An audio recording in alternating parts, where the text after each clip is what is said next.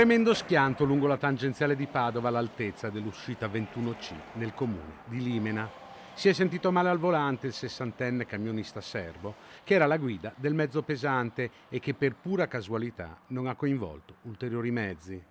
L'incidente questa mattina alle 9:30 sul posto i carabinieri della stazione di Limena, gli agenti della polizia stradale, i sanitari del SUEM e i vigili del fuoco. I pompieri hanno subito estratto il conducente affidato al personale medico per praticare le manovre rianimatorie.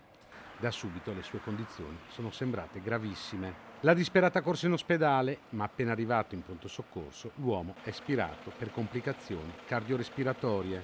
Notevoli i disagi per la circolazione, le lunghe code in tangenziale. Per rimuovere il mezzo pesante si è scelto di chiudere quel tratto di strada. Le operazioni hanno richiesto qualche ora. La circolazione è ripresa nel primo pomeriggio.